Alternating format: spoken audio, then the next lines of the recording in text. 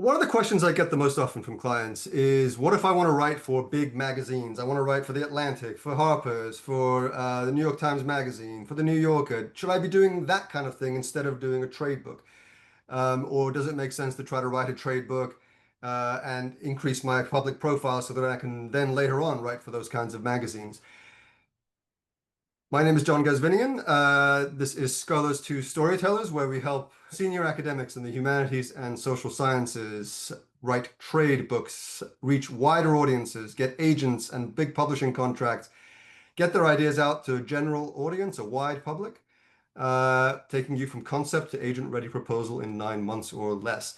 I am really excited today because we're talking about something we've never talked about before, and you may notice that I have someone here with me, a great expert on magazine publishing. His name is Jordan Heller. I'm going to introduce him in a moment and tell you all why he's super cool and why we have a lot to learn from him.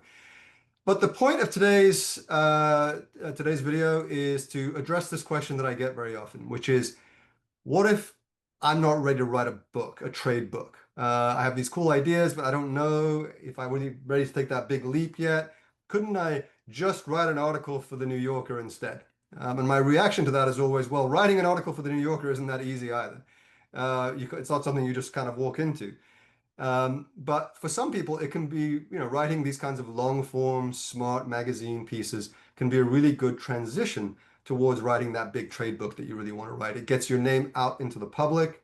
It gives you this tremendous platform. And when you then go to do that book proposal, an agent and a big publisher like Random House or Simon & Schuster is probably going to pay a lot more attention to someone who's written for The Atlantic or for New York Times Magazine than they might otherwise.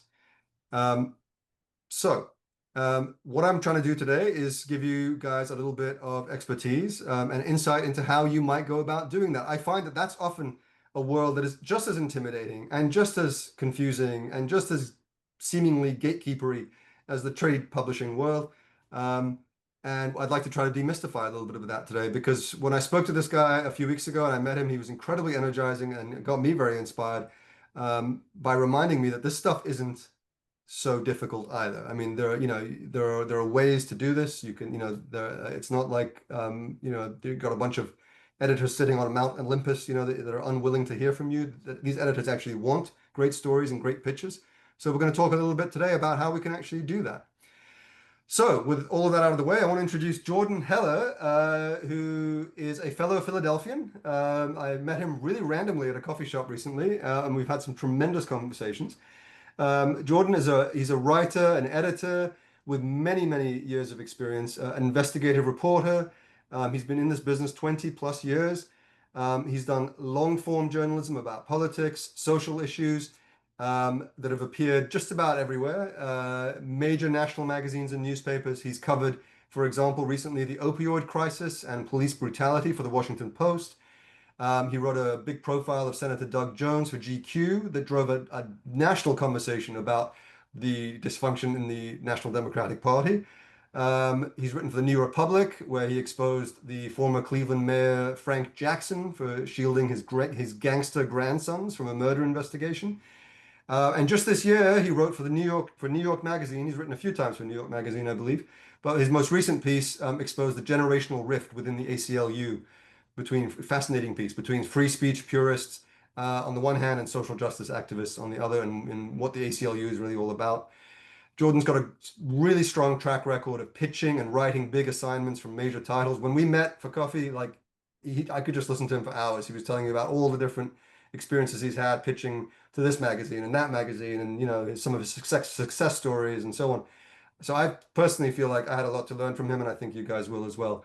But in addition to his track record of pitching and winning big assignments from major titles, he also knows the other side of pitching as well, because he's been an editor for a lot of these big magazines. He was an editor at Men's Journal, at Radar, at The Daily, which was the first national newspaper that was built for the iPad from scratch, if you remember that, by Apple and by News Corp. He created and launched Rhapsody magazine, which was the literary and travel magazine that was distributed in the first class cabin of United Airlines. The New York Times called that the Paris Review of the Skies, in a glowing profile that it did on its front page. So I could go on and on about Jordan's accomplishments, but I'd rather you spent time listening and learning from him. So welcome, Jordan, to this conversation. Thank you for having me, John. So I want to jump in immediately with that question that we were just talking about. This comes up often a lot for me. And I know you're not a book publishing guy, but for my audience, this is academics, professors who are some of the smartest people in the world, who have written like 2 or 3 books each, usually, for their specialist audiences, for like university presses and so on. And what they all have in common is they really want to get out there to a wider public. And what we do is coach them, as you know, to try to get an agent and hopefully a big book deal at one of the large New York Big Five publishers. But one of the questions I often get from people is, I don't know, I don't know if I want to do a book. I think can I write for the Atlantic instead? Maybe that'll help me get a book deal. And in fact, it will. But what I always tell people is a little bit chicken and egg, because you could just as easily try to get a trade book deal, and that will then help you write for the Atlantic. It can go in either direction. True. And neither of these things is easy to do. It's not like you can, as I was saying at the beginning, just walk into writing for the Atlantic. But one of the things I loved about our conversation is that you're really good at demystifying that process. So I wonder if just to start, you can kind of reflect a little bit on that. Like if let's say you're a professor and you just want to get your ideas out into the wider world, now I know what my answer to this would always be is like, hey, try to do a trade book. But your answer might be, well, try to write for the Atlantic. So I'm kind of curious, like push back a little bit on my model here and tell me like why people should be thinking about magazine stories instead, maybe, or in addition. Yeah, well, I think you touched on it in your intro. Uh, Writing for a major national title raises your profile for more of a commercial audience, and I think that's appealing to book publishers. Somebody who's established themselves in the national conversation as an expert on whatever topic it is you want to eventually write a book about. uh, Writing for a major national publication it's not just that audience in front of the article that you've published.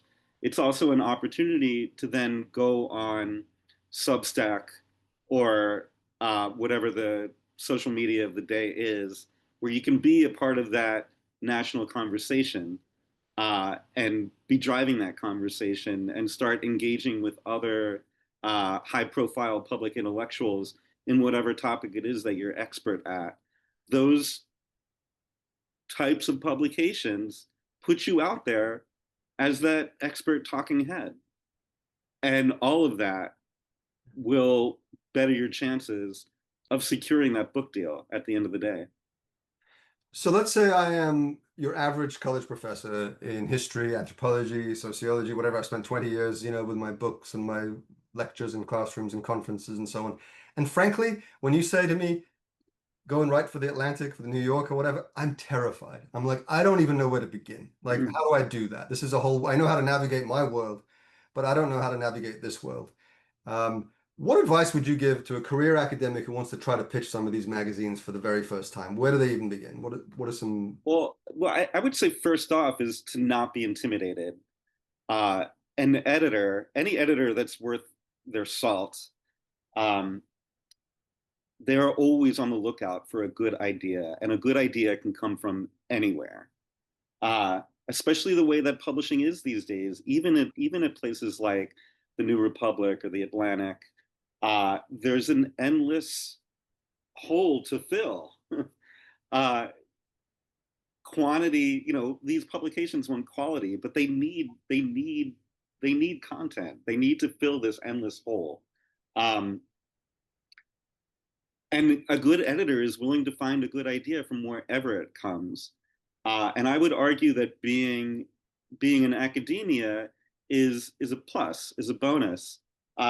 One of the things, as an editor, one of the things I have often said to young writers, who are asking me about education. Should I go to journalism school? Should I go into an MFA?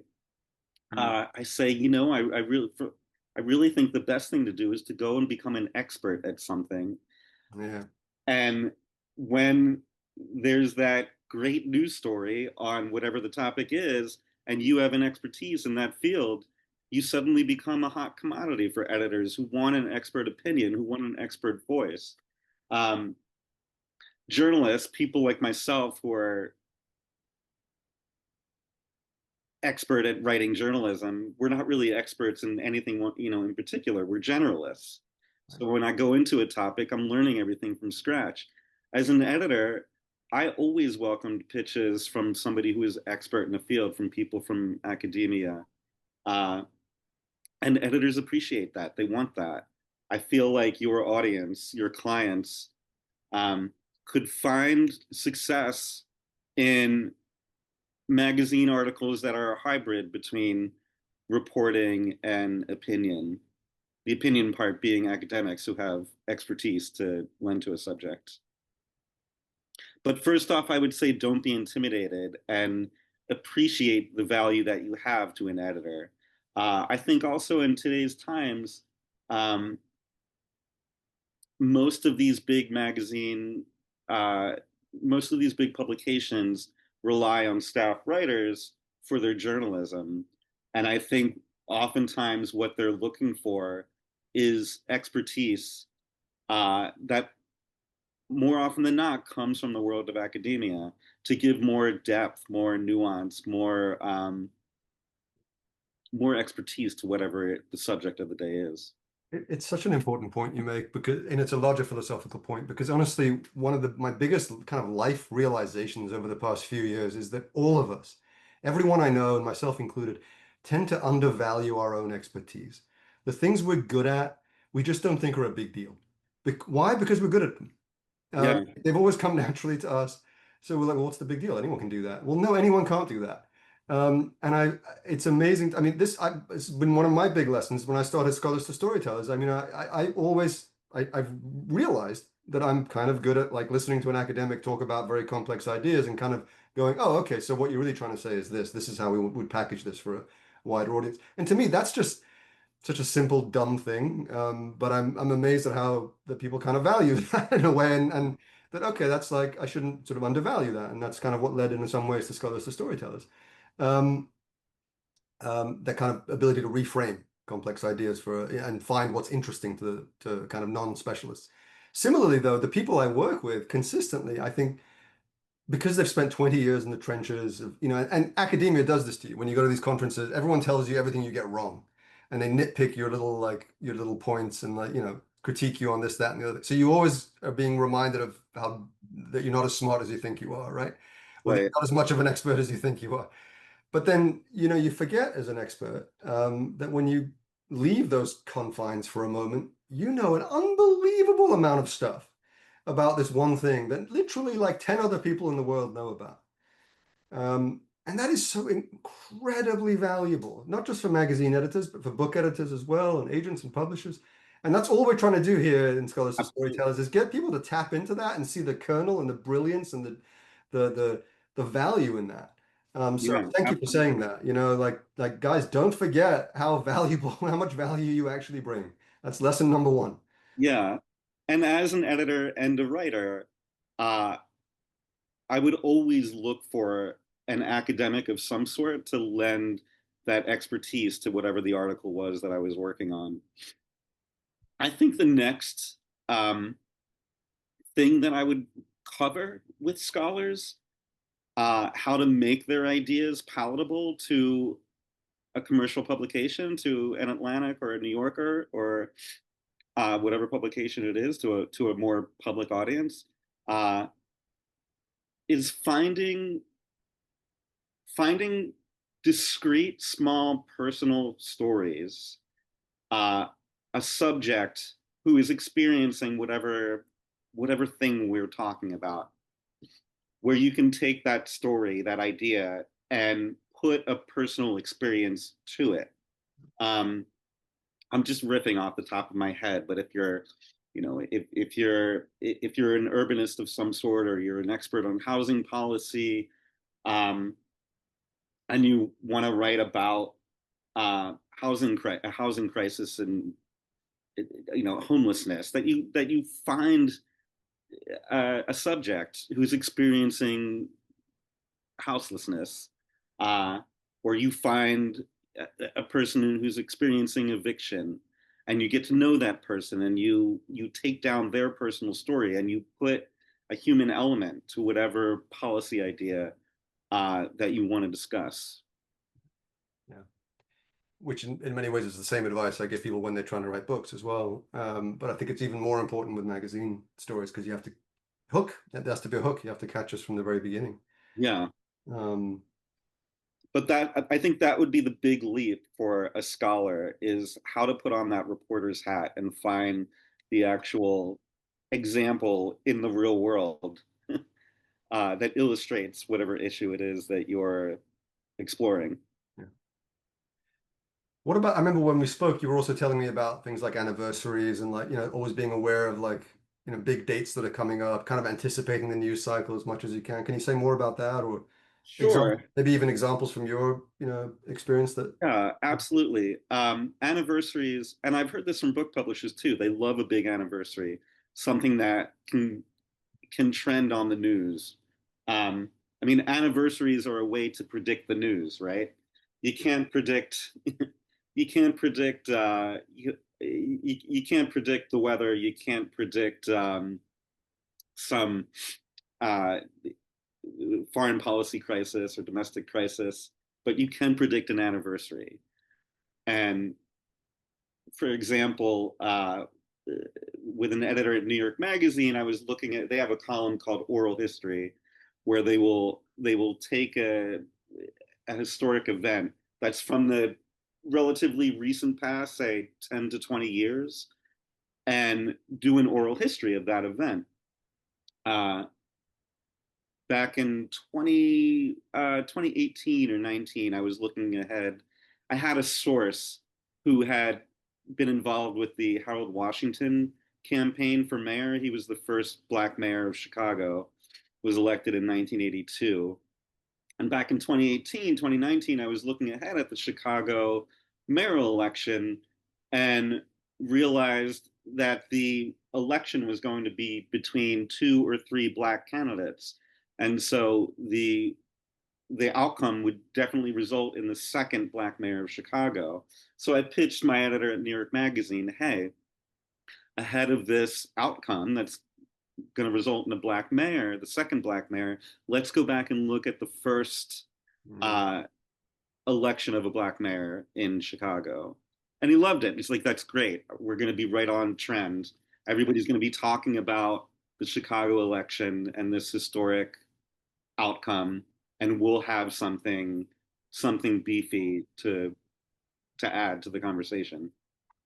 That's so interesting. What you're putting your finger on, in some ways, is one of the fundamental differences, I think, between writing for magazines and writing books, whether it's academic books or trade books, is that books, by their very nature, because things move really slowly, it takes a long time to come to publication. You don't really know when the book's going to come out. There's a whole 1 year planning cycle, even when you are done with the book, and they come out in the spring or the autumn, and like inherently, they're kind of a little bit backward looking in some ways, that they're sort of reifying and kind of memorializing some kind of knowledge in some ways, containing it between the covers of a book that has some like really long shelf life and so on.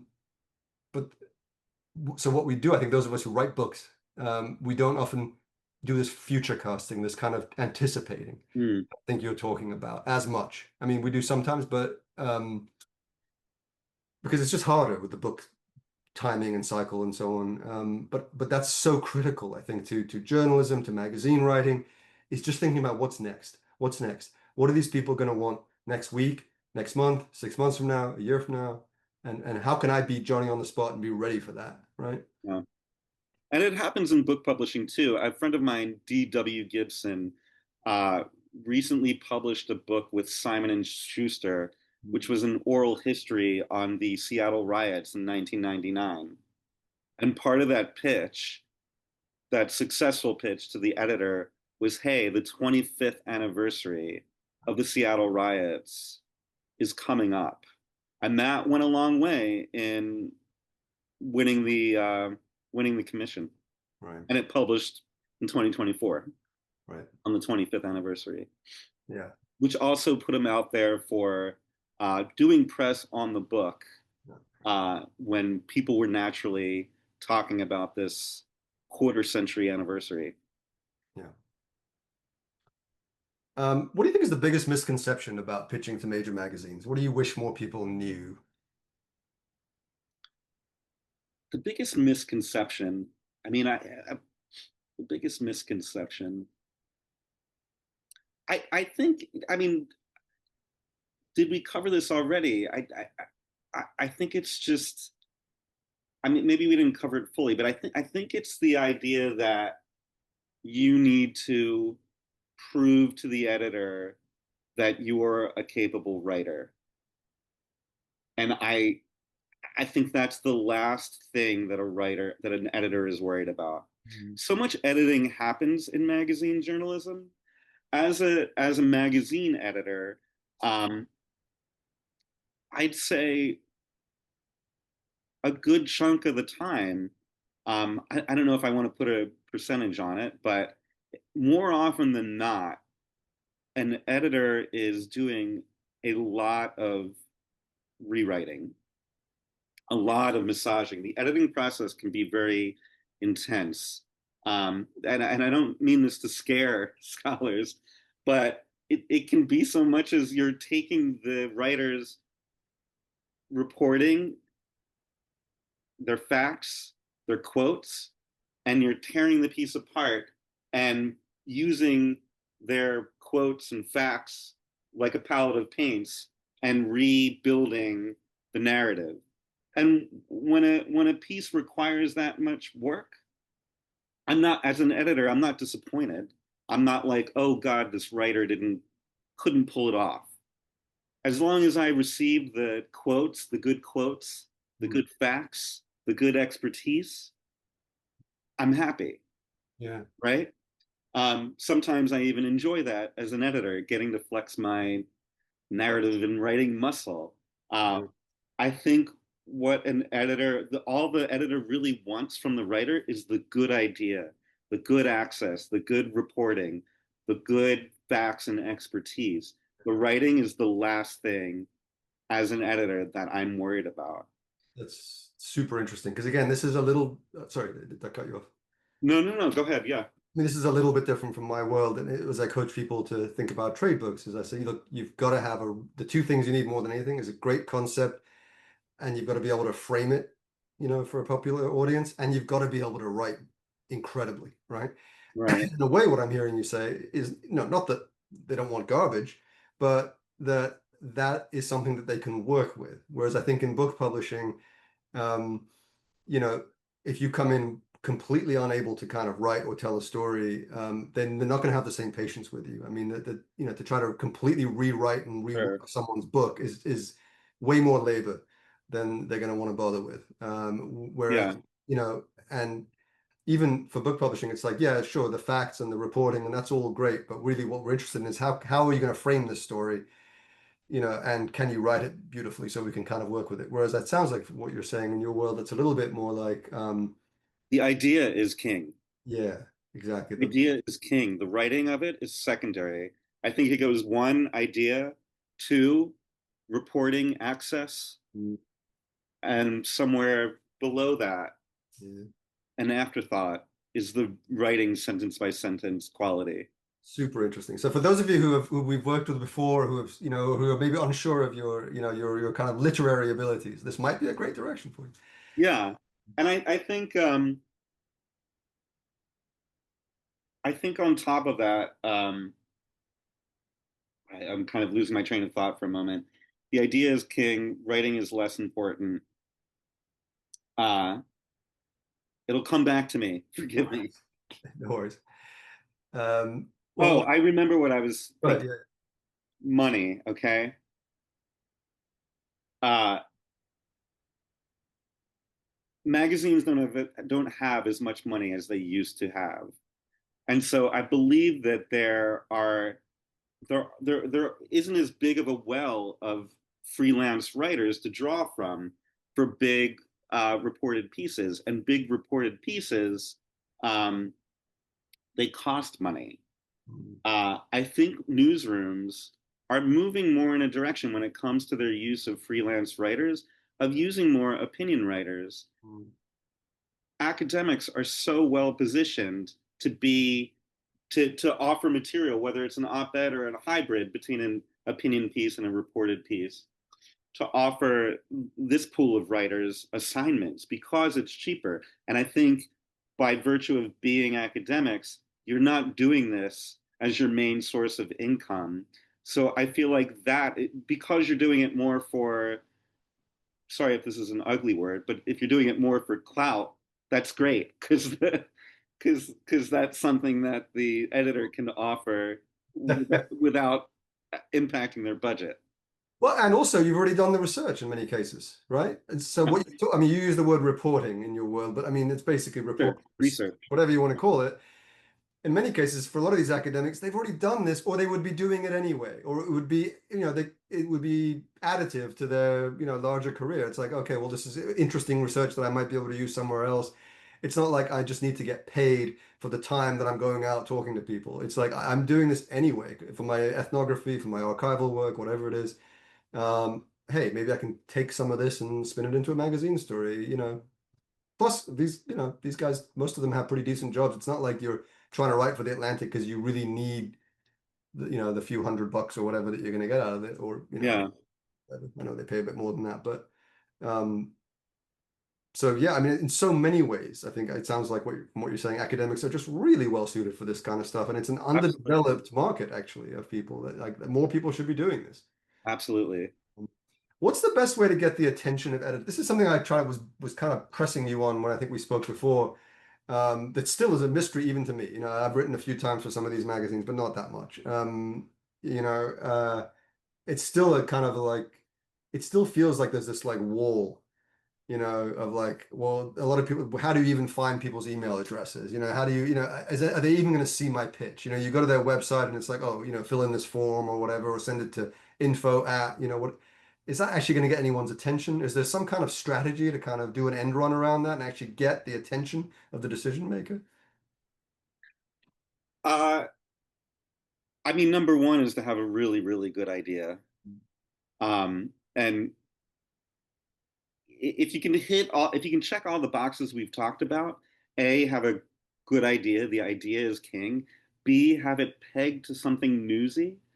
We talked about anniversaries, and that's another way to kind of nudge a response. If you can say, hey, look, I've got this idea. It's got, it's got a news peg to it. It's really pegged to this date on the calendar. So if you could be a mensch and Yeah. give me an answer one way or the other so I can pitch it elsewhere. I don't want to lose my Right. my time peg. Because people are looking at these pictures, right? Someone is, even if it's just a more junior person initially, right? I think what you want to do is identify who the appropriate editor is. Uh, I don't think that's a practice of sending pitches to a junior who's then gonna, gatekeep them for their senior. I don't think email addresses are hard to find. I don't. It's not difficult to find um, the appropriate editor and that editor's email address. Uh, I don't have them off the top of my head, but there are a couple of websites where you can find masthead emails, industry websites where writers share information. But you can always figure out what the email convention is. If it's first name dot last name at publication or first initial. Uh, it's not difficult to find somebody's email address.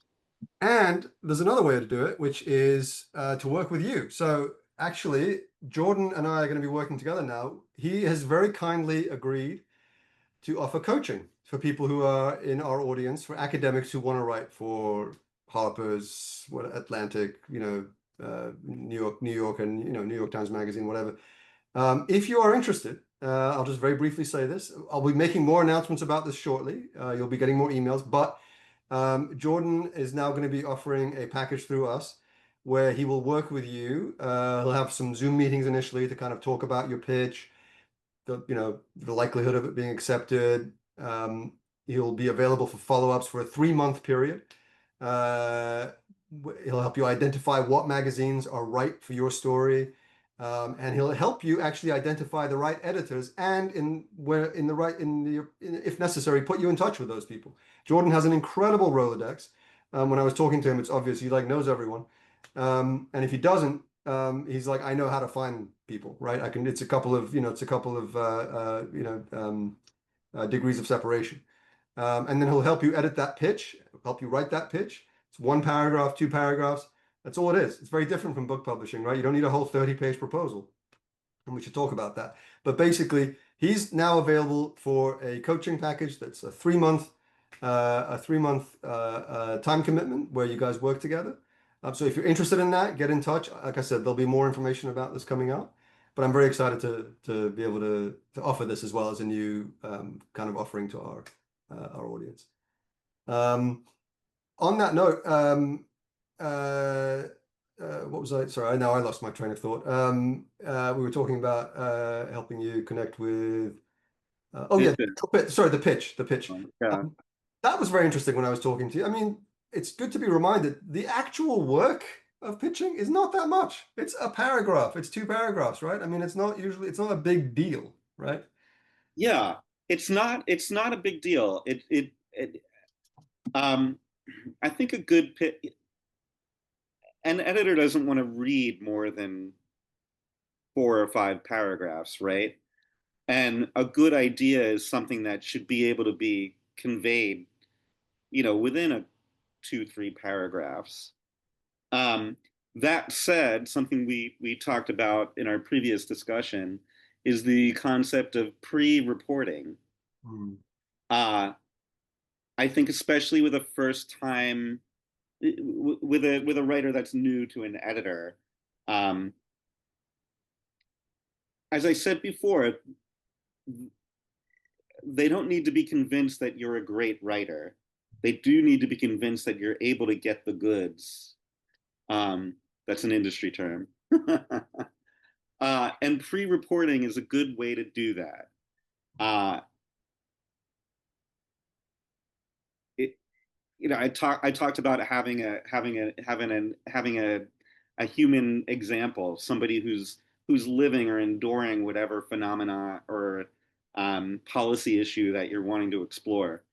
And it's really not that difficult to call somebody up on the phone and say, hey, listen, I know you're experiencing this, and this is germane to what I'm writing about. Do you mind if we speak for 20 to 30 minutes on the phone and you tell me about your experience? Do you mind if I interview you? And you're up front, like, I don't have an assignment, but I'm planning on pitching this to major publications. I think this is an important story that I want to get out there. Would you mind talking to me on the phone? Sure, absolutely. I'll talk to you on the phone. People love to talk to you about their experiences. That's one of the most enjoyable things about journalism is picking up the phone and calling someone and expressing interest in their expertise or their experience. People love to talk about themselves. It's very easy to get somebody on the phone and have them give you their story, even if you don't yet have the assignment. You do a 20-minute phone call, you get those quotes, you get that story, you put that in your pitch, and it shows the editor, oh God, this guy's already reporting the story. This story is happening with or without my say-so, with or without my green light. And I can see that they're committed to the story. I can see that they have the access. I can see that they have the goods, that they've begun to peel the onion, and there's way more onion to peel. Yeah, and again, as academics, in a way, you've probably already done this. I mean, you've already done the pre-reporting, or that you easily can. You have the networks, you have the contacts, way more than most people do, way more than your average freelance journalist. I mean, you've already got these goods, as it were, if you want to think of it in that way. Final question. So a lot of the people in our audience, tend to naturally, when they think about like smart nonfiction writing, the natural outlets they always think about: New York Times Magazine, Atlantic, New Yorker, blah, blah. One of the things I really enjoyed about our conversation is you reminded me that there are a whole bunch of other types of outlets out there that maybe a lot of a lot of people in this audience don't think about, because this is a very intellectual audience, very highbrow. And we forget, so for example, you used to edit an in-flight magazine. You edited I believe you said also a magazine for Amtrak and things like that, may not be obvious places we think of, but yeah, let's say you have special expertise on the city of St. Louis or something. I mean, that's a great one for the Amtrak and onboard magazine, right? If they're passing through the spirit of St. Louis or what have you. Um, let's say you're writing on reproductive justice. I mean, sure, you could write for The Atlantic, but you could also write for Vogue, for Teen Vogue, right? Yeah, absolutely. What are some sort of hidden opportunities like that you have come across in your experience, and that you would encourage academics to think about in a different way? Yeah, interesting. I mean, the publications that are coming to mind probably aren't so different, but just a reminder that there are many more publications out there to take advantage of, like the New Republic, like Mother Jones, like The Nation, um, and smaller op-ed pages that I think are available to academics, like The Hill or the Houston Chronicle, um, the Philadelphia Inquirer, where we are today. I'm sure there's many ideas from academia that, perhaps have geographic significance where, you can, I mentioned the Seattle riots, the WTO protests earlier in this conversation. Um, you might look to the Seattle Stranger Mm. for a story about the WTO riots. There's a lot. There's Tablet. Um, yes, Teen Vogue. Teen Vogue has been on the map for producing good stuff on politics and social issues. Absolutely, and these are things I'd be excited about exploring with a scholar. Jordan's so good at navigating that landscape. I mean, I've seen him in action. Highly recommend. And yeah, you mentioned the Philly Inquirer. You're reminding me of. Yeah, I had this experience when my last book came out. It's a history of U.S.-Iran relations, and I had this, I thought, really interesting material from the 1720s, from some of the first colonial newspapers published in North America, that were full of stories about Iran, which had really surprised me. And I don't remember how this even came about, but I ended up publishing a piece for the Philadelphia Inquirer because those newspapers were published in Philadelphia, Yeah. and it was this great example of a politically topical kind of subject, U.S.-Iran relations, with an unexpected historical twist that had a special Philadelphia kind of angle to it. And I'm Hmm. sitting here, living here, and it didn't even occur to me. So, Sure. Yeah. because I'm sometimes sure. I assume you've looked into Los Angeles, right, the high concentration of Iranians. yes. Absolutely. I think that's one place to look at is um, geographic and looking at different major newspapers around the country. Well, I've taken up a lot of your time, but this is, as always, I could listen to you for a long time. It's incredibly informative, and it's so interesting to see this world that is sort of parallel and similar in some ways to what we do, but also has these kind of quirky differences that are not obvious to me. And this has just been really educational for me, and I hope for everyone as well. Again, if you're interested in writing for some of these magazines, I can't think of anyone better than Jordan to help you out with that. So if you're interested, get in touch with me and we can set you up with a little, trial package. Get one of your pitches out. You'd be amazed what this can do. I mean, if you could just saying that you've written for, whatever big magazine, GQ, what have you. Absolutely. That's Well, the other great thing about magazine writing and branding yourself. It only takes one publication with The Atlantic to say, I write for The Atlantic. exactly. Yep, exactly. And then we throw that into your book proposal and say, oh, I've written for The Atlantic, I've written for GQ, whatever. Um, those things really jump out at agents and publishers. And then you're on your way to your trade book. And all of this has a virtual circle to it. So it's exciting stuff. Thank you, Jordan, for spending a little bit of your time with us. I really, really appreciate it. My pleasure. All right. Thanks.